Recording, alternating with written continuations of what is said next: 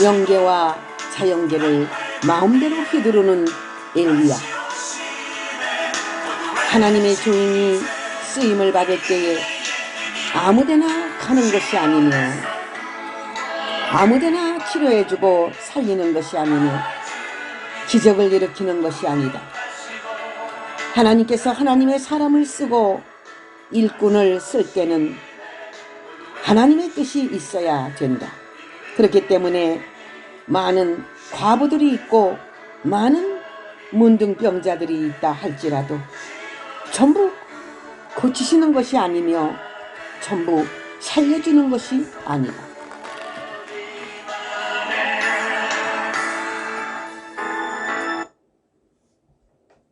하나님의 뜻이 있는 자만이 사는 것이며 치료해 주시는 것이다.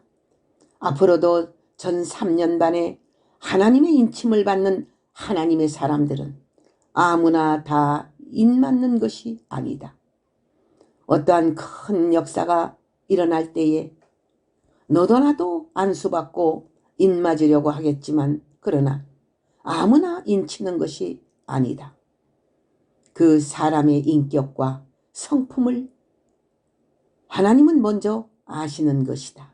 많은 과부들이 있는데 왜 엘리야가 그리로 보냄을 받지 않았느냐? 많은 교회들이 있는데 하나님이 그 교회들로 보냄을 받지 아니하고 하나님께서 사랑받는 교회로 보냄을 받으며 하나님의 뜻대로 사는 사렙다 과부에게로 엘리야를 보냄을 받았듯이 오늘날도 비유는 같은 것이다. 하나님의 뜻을 분명히 아는 자라야 문둥병도 치료를 받을 수 있느니라. 모든 물질을 바칠 수 있는 모든 것을 내놓을 수 있는 그러한 나아만 장군과 같은 그러한 정신이라면 하나님께서 그런 문둥병도 치료해 주시지 않겠느냐? 허다한 문둥병자들이 있다 할지라도 뜻이 없는 곳에는 하나님의 사람을 보내지 않는다는 사실을 분명히 알아야 될 것이다. 앞으로 하나님은 하나님의 사람을 허송세월을 하게 하지 아니하고 헛일을 하지 아니하게 할 것이며 뜻이 있는 곳에 하나님의 사람을 파송시킬 것이다. 그리고 만남의 축복을 받고 영광을 얻게 할 것이며 열매를 맺게 할 것이다.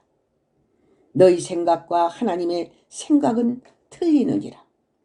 너희 생각은 부자들에게 하나님의 사람을 보내줄 것으로 생각하지만 하나님은 가난한 자, 병든 자, 고통당하는 자, 어려움을 당하는 자, 없는 자, 이런 자들에게 하나님의 사람을 보내어 하나님의 일을 시키고 확실한 열매를 거두게 할 것이다. 누가복음 4장 25절에서 27절 영예의 해설의 말씀. 엘리야가 어떻게 기도하여 그 가뭄 가운데에 비를 내리게 하였는가를 생각해 보라.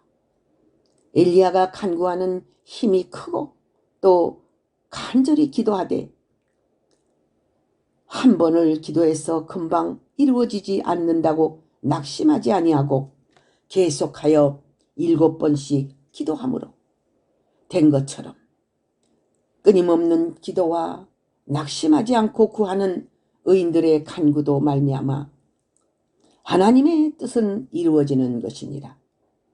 엘리야가 간구하고 기도할 때에 구름이 더 올라 손바닥만하게 떠올라서 시작되어 전 하늘을 구름으로 검은 구름으로 덮여 비를 내리게 하였던 사실을 너희는 성경을 통해서 믿느냐?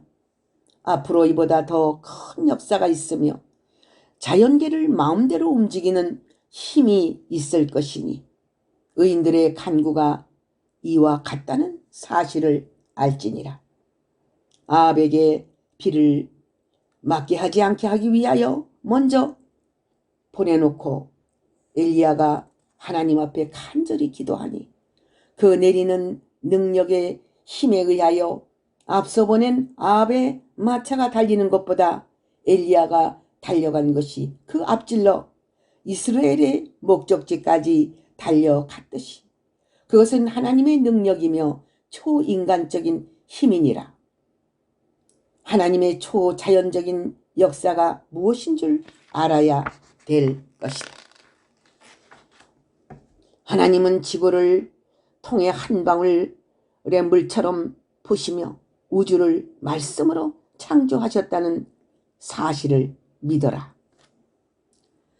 천하의 모든 것은 하나님의 것이며 모든 인간들의 생각을 감찰하시고 모든 인간들이 움직이는 것을 한눈에 보시고 하나님께서 주관하시면 미루지 못할 것이 없다는 그러한 사실을 믿고 간구하는 하나님의 사람들이 되기를 원하노라. 왕상 18장 42절에서 46절 영예의 해설의 말씀. 할렐루야. 아멘.